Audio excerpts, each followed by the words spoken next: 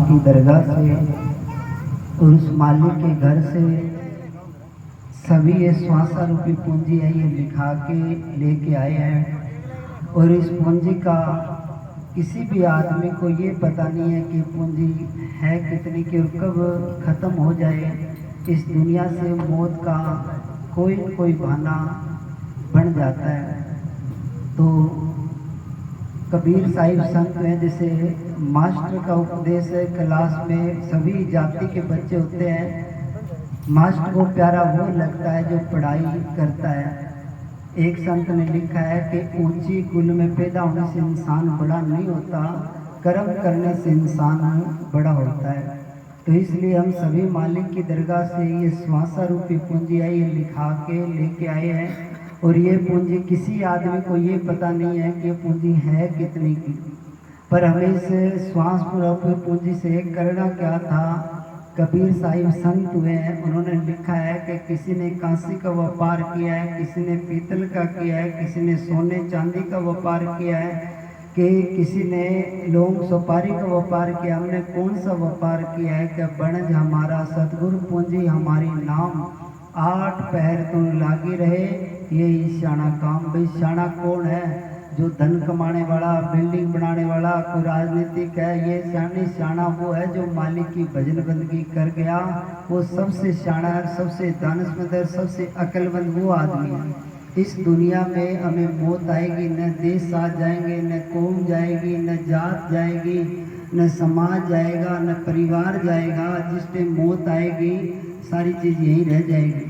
तो इसलिए धन राम नाम का धन इकट्ठा करना है। सभी अपने कामों में मस्त है, दुकानदार अपने कामों में मस्त है, नौकरी वाले अपने कामों में मस्त है, जमींदार अपने काम में, हर आदमी अपने अपने कामों में मस्ती में मस्त है। भाई हमें पता ही नहीं कि असली काम करना क्या था। ये मालिक की भजन बंदगी नहीं करी, ये मालिक का गुण नहीं गाया। जैसे पशु खा पी बच्चे पैदा करके चले गए, हम चले गए पशु में, हमारे में कोई भेद नहीं है और कोई अंतर नहीं है। इसलिए इस पूंजी से करना क्या था कि मालिक का राम नाम धन इकट्ठा करना था। वो राम का धन क्या चीज़ है? अब हर आदमी पूजा कर रहा है, कोई किसी चीज़ों की पूजा कर रहा है, कोई किसी रास्ते जा रहा है, कोई किसी चीज़ की पूजा कर रहा है। पूजने के लिए लायक सिर्फ एक परमपिता परमात्मा है। वो किस रास्ते से मिलता है? एक बार कहीं कोई 4 आदमी इकट्ठे हुए, अलग अलग देशों के थे। किसी ने कहा भाई हमें गेहूँ बीजनी है, किसी ने कहा हमें कणक बीजनी है, किसी ने कोई नाम लिया, अलग अलग नाम लिए। तो सब इकट्ठे हुए, कहने लगे भाई अब बीज ले। पहले एक समझदार आदमी वहाँ आया, कहने लगा आप बीज लेके आओ। तो सब बीज लेके आए। बीज तो एक ही था।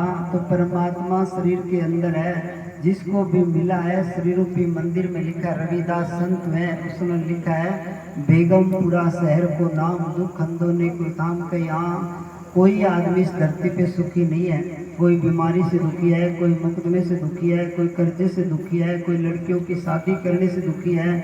हर एक आदमी अपनी अपनी चिंताओं में चल रहा है। चिंता दूर करने का इलाज क्या है कि किसी संत ने लिखा है कि सब सुख दाता राम है, दूसरा नहीं कोई। सब सुखों को देने वाला, शांति देने वाला, आनंद देने वाला वो परम पिता परमात्मा इसके अंदर है। जैसे मेहंदी में रंग है, धरती में पानी है, इसलिए वो परमात्मा भी शरीर के अंदर है। इस भजन ये संतों का बहन के पूरे तेरे अंदर जोत जोत जगती रे, तेरे जोत जगती। वो जोत है कौन सी जगह?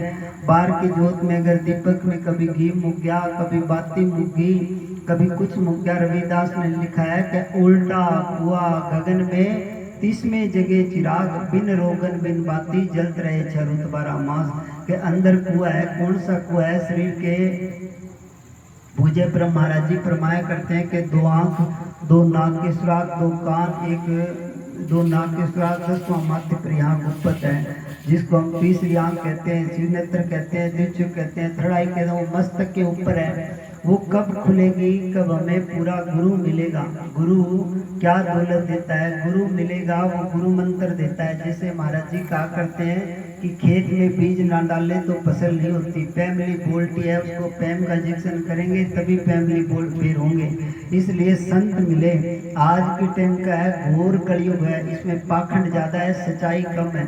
देखा देखी किसी को गुरु नहीं बनाना चाहिए। जितनी लूट, जितनी ठगी, हमारी लाइन में है, शायद ये 2 नंबर के धंधे में भी नहीं है, पर पाखंड बहुत है, सच्चाई कम है।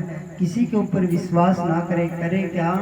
परम पूज्य डेरा जगमाल वाली के अंदर पूज्य परम संत वकील साहिब एक बहुत उच्च कोटि के संत हुए हैं। उन्होंने लिखा है, जब तक कोई तसल्ली ना मिले किसी पे विश्वास नहीं करना। करना क्या चाहिए कि अपने शरीर के अंदर बैठ के विनती करनी चाहिए, आंख बंद करके रोज ध्यान साधना करनी चाहिए, मेडिटेशन करना चाहिए, अंदर विनती करनी चाहिए कि मालिका मुझे कोई पूर्ण गुरु से मिला, ये प्रार्थना हर रोज करनी चाहिए। जब तक अंदर कोई तसल्ली ना मिले, कोई पर्चा ना मिले, किसी को गुरु नहीं बनाना चाहिए।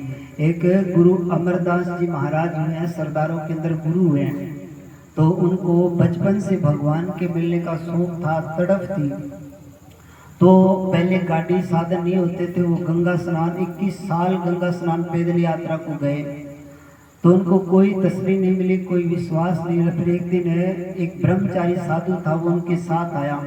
तो एक दिन उनके ब्रह्मचारी साधु थे, उनके साथ आते आते एक सफर कर रहे थे। तो ब्रह्मचारी ने पूछा कि आपके घर चाय पानी तो मैंने पी ली, बताओ आपका गुरु कौन है। तो उसने कहा जी मेरा कोई गुरु है ही नहीं।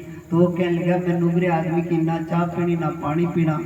तो वो कहने लगा, ये तो बताओ भी मैं गुरु बनाऊं किसको। वो रात को रोता रहा और सपने में किसी गुरु ने आके दर्शन दिए कि फलानी जगह मैं बैठा हूँ। तो वहाँ सपने में तसल्ली दे के उनको आज उनका इतिहास में नाम है। भाई जब तक पूरे गुरु ने स्कूल में महाराज जी फरमाया करते हैं कि अनपढ़ मास्टर होगा, टाइम बर्बाद, पैसा बर्बाद, लोगशाही होगी। संत का चरित्र अच्छा होना चाहिए। जो संत है उसका चाल चलन सही नहीं है तो हमें क्या सिखाएगा। अब संत, अब आप खुद नशा करता है, दूसरे को क्या सिखाएगा, बच्चे बिगाड़ देगा। अब किसी गांव में वहाँ प्रोग्राम करने गए, अर्जुन सर के पास वहाँ गांव है कोई, तो वहाँ गए तो उन्होंने बीड़ी के सिगरेट ले आके आगे रख दी। कहने लगे, महाराज जी हमारे तो मनवार करते हैं, ये कौन सी छोटे छोटे बच्चों को नशा सिखा के पंजाब में बठिंडा के पास कथा करके आए।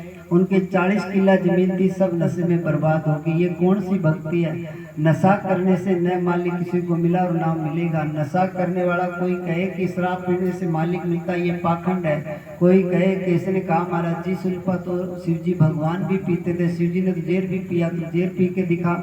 तो भगवान से मिलना है तो सरल रास्ता यह है कि पहले संत मिले, कोई पूर्ण महात्मा मिले, अच्छा कमाई वाला साधु हो। साधु की परख है उसके जाने के बाद होती है। जीते जी साधु को कोई नहीं समझता। आपने तुम्हारे यहाँ करड़वाड़ा गांव में बुरादास जी महाराज जी का जिक्र कर रहे थे, उनके चरणों में कोटि कोटि में प्रणाम करता हूँ। ऐसे साधु महान संत ऐसी धरती पर रह के चरण रख के गए। साधु की परख जीते जी कोई नहीं करता, जाने के बाद दुनिया लिख पीटती है। कहते हैं हाजिर में हुजरत गहरा में तलाश। इसलिए फकीर जब तक धरती पे होता है तो उसकी बात कोई बिरला अमल करता है, जाने के बाद दुनिया समाधि पे माथा रगड़ती है। पर कदर है फायदा जब होता है जब जीते जी माने, जीते जी उसका रास्ता ले, जीते जी उसके नाम की कमाई करे। फिर पहले संत मिले और संत मिलने के बाद क्या करें, हक लाल की कमाई करें। हराम की कमाई खा के आज तक किसी ने भी भजन नहीं किया। रविदास संत हुए, उन्होंने जुत्ती गांठते रहे, कबीर जी भेजा बोलते रहे, गुरु नानक देव जी खेती करते रहे, धन्ना भगत खेती करता रहा। मेरा देखो सहजो, तो इसलिए पहले हक लाल की कमाई, अगर आप घर में हक लाल की कमाई नहीं आएगी, हराम की रोटी खा के आप किसी बच्चे को बड़ा अधिकारी नहीं बना सकते। जितने भी इतिहास में उठा के देख लेना, जो मेहनत की रोटी खा के अगर आप किसी का दिल दुखाओगे, किसी पड़ोसी के बारे में बुरा सोचोगे, चाहे आप कितनी पूजा करते रहो, कितने पाठ करते रहो, सब निष्फल चला जाएगा। इसलिए सबका भला चाहना चाहिए। अगर जब तक हम भला करना नहीं सीखते तब तक हम भगवान से कई कोस दूर है। अगर हम ये कहें कि हम किसी का पूरा करके भगवान को प्राप्त करेंगे, नहीं, हक लाल की कमाई करें। फिर क्या करें कि बड़े बड़े असूल बताए जाते हैं शास्त्रों में कि एक तो मांस मीट नहीं खाना चाहिए। मांस मीट अंडा ये खाने वाले भगवान की भजन बंदगी नहीं कर सकते। संत ने लिखा है कि मांसाहारी मानवा प्रत्येक श्राद्ध संग ताकि संगत मत करो, पड़त भजन में भंग। मांस मीट अगर खाने वाले की आप सोबत करोगे तो भजन नहीं होगा। और दूसरा कि अपना चाल चलन अच्छा बनाए, अपना चरित्र सही नहीं है तब तक भजन नहीं कर सकता। जब तक लोहे पे जंग है तो चुम्बक पकड़ नहीं करती। जब तक चाल चलन अच्छा नहीं है तो मालिक उसके अंदर नहीं। मालिक तो बिल्कुल साफ है और वो साफ बर्तन में आएगा। इसलिए ये भक्ति नहीं करी तो हमारा ये जन्म बर्बाद गया। आगे बोले अंदर सतगुरां दा डेरा, सतगुरां दा डेरा है किथे? अपने माथे के ऊपर है। इसलिए अपने पूर्ण गुरु से नाम ले और नाम लेके खूब